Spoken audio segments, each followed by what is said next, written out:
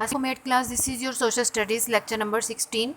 Today we will solve the exercise question answers of your chapter number 2, the earth.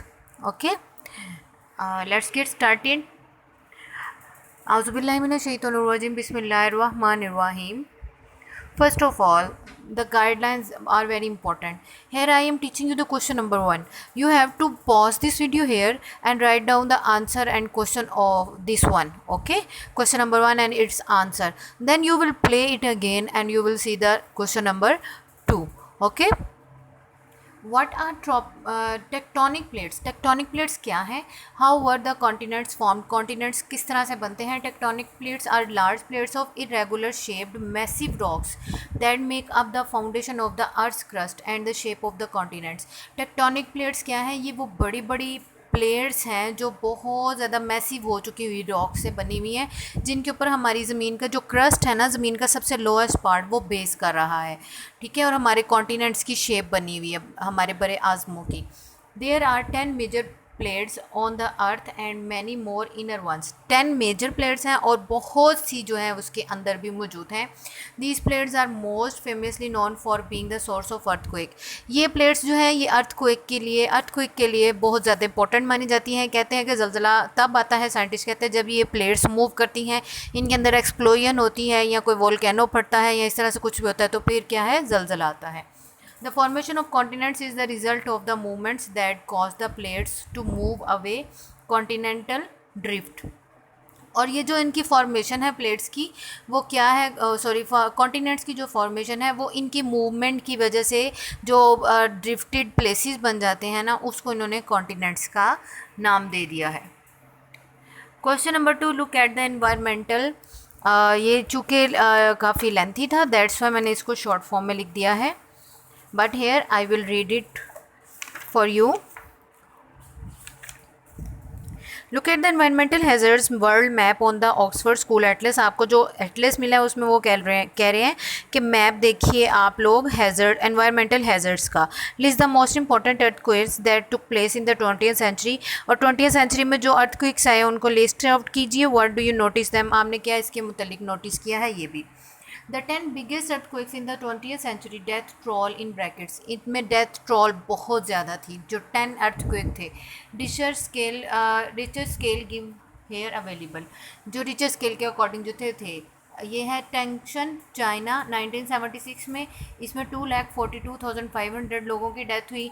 नशान, ये भी China में है, इसमें 1927 में है और 7.9% लोगों की डेथ हुई, जो कि 2 लाख बनते हैं. कांसू चाइना 1920 1,80,000. मसीना इटली 1908 में आया 1,60,000. टोक्यो जापान 1923 में 1,43,000. तुर्कमानिस्तान 1948 में 7.3 1,10,000. कंसू चाइना 1932 70,000. पेरू 1970 में 68,000 800. Quetta India then 1935 55,000 and India 1905 7.8. इसमें ये 7.8 जो थी, ये वो जो अर्थक्वेक है उसका रेट साथ साथ दिया हुआ है उन्होंने. 20,000 लोगों की डेथ हुई. The 1906 earthquake in the San Francisco killed about 6,000 but probably caused more damage because it was centered on a major city. क्या है कि इसमें 6,000 लोगों की डेथ हुई थी 1906 में, जो सैन फ्रांसिस्को में आया था. लेकिन क्या था, इससे डैमेज बहुत ज़्यादा हुआ था, तबाही बहुत ज़्यादा हुई थी, क्योंकि ये सिटी के सेंट्रल हिस्से में आया था. Fault lines occur where tectonic plates collide. जहाँ टेक्टोनिक प्लेट्स कोलाइड करती हैं, मूव करती हैं, वहाँ पर फॉल्ट लाइंस बनती हैं. These lines dramatic demarcate plate boundaries. और ये इन प्लेट्स की जो बाउंड्रीज है ना, इनको डर्माकेट करती हैं. Volcanic activities and earthquakes also occur along these lines. और फिर ये जो लाइंस बनती हैं इनके साथ ये वॉल्केनिक जो है एक्टिविटीज़ होती हैं और फिर अर्थक्वेक्स आते हैं. Question number 3, explain the importance of seas and oceans to people living in island on islands and coastal area. Islands और कोस्टल एरियाज़ पर रहने वाले लोगों के लिए ओशन और सीज़ का जो इंपॉर्टेंस है वो लिखे. Benefits of seas and oceans people living in on islands and coastal areas are. क्या है? क्लाइमेट मॉडरेट, वहाँ मॉडरेट क्लाइमेट रहता है. Cooler in summer, warmer in winter. सर्दियों में गर्मियों में ठंडा और सर्दियों में थोड़ा गर्म। सोर्स ऑफ फूड फ़िश, उनका सोर्स ऑफ फूड मिलता है वहाँ से क्या, fish. Easier transport and dock harbour facilities, transport की और बंदरगाहों से एक जगह से दूसरी जगह जाने की फैसिलिटीज़ मिलती हैं। एंड रिलैक्सेशन ऑन बीचेस, और बीचेस पे रिलैक्सेशन के जो है मौके भी इनको मैसर आते हैं। Number 4, how do oceans effect temperature on land. Oceans किस तरह से ज़मीन के टेम्परेचर को इफ़ेक्ट करते हैं। Oceans moderate the temperature on adjacent land, ठीक है। ये हमारे जो एडजेसेंट लैंड है वहाँ पे टेम्परेचर को मॉडरेट रखता है, ना ज़्यादा गर्म होने देता है ना ज़्यादा ठंडा। Cooler in summer as the land heats up and air arise, जैसे ही ज़मीन गर्म होती है और हवा उठती है तो ये उसको थोड़ा ठंडा कर देते हैं। Drawing in cooler air from over the sea, समंदर से जो ठंडी हवाएं आती है, गर्म हवाएं ऊपर उठती हैं तो नीचे ठंडी हवाएं आती हैं। वार्मर इन विंटर, विंटर में गर्म। As the ocean do not change their temperature more than a few degrees throughout the year. क्यों? क्योंकि पूरा साल चंद एक डिग्रीज का टेम्परेचर ओशन का चेंज होता है, ज़्यादा नहीं होता।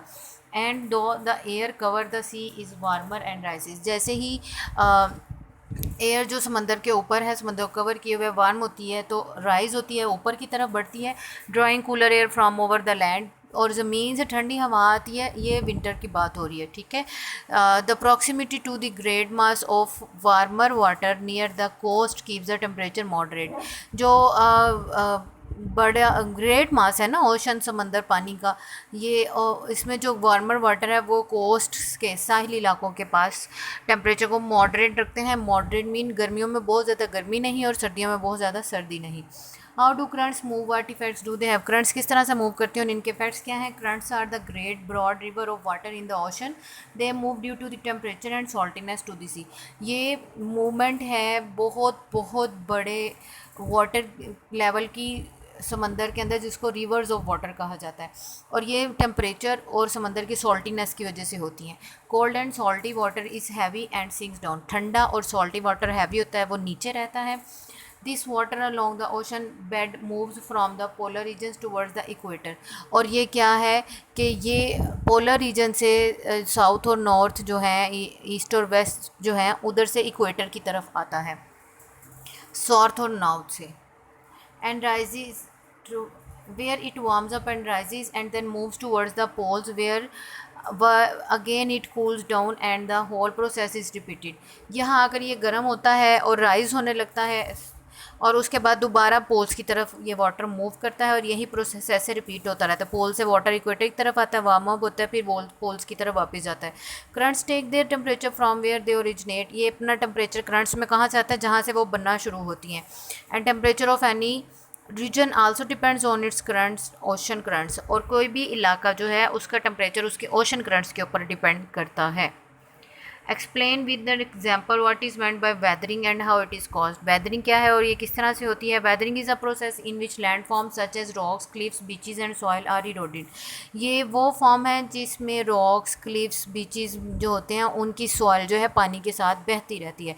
Broken down over a period of time, एक लंबे दौरानिया के दौरान ख़त्म हो जाए, ब्रेक हो जाए।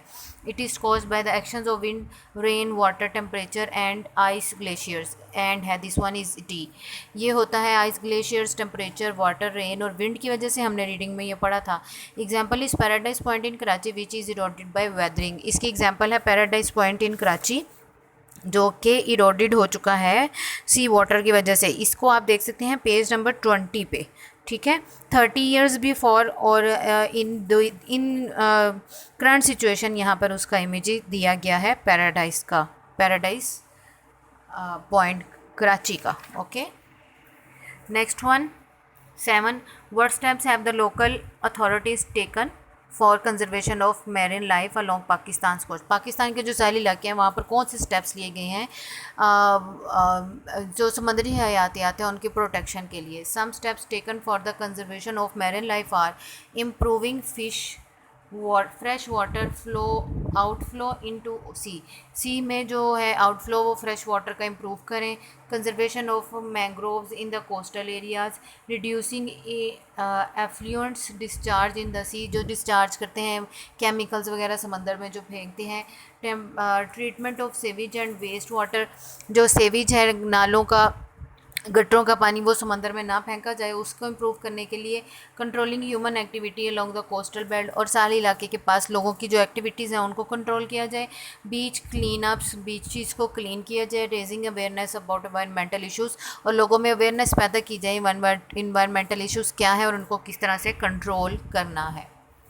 Diary to homework of given exercise question answers on your notebook and learn. आपने इन 7 क्वेश्चन आंसर्स का अपनी नोटबुक पर होमवर्क करना है और इनको आपने अच्छी तरह से लर्न भी करना है। Okay students, take care, best of luck, अल्लाह हाफिज़।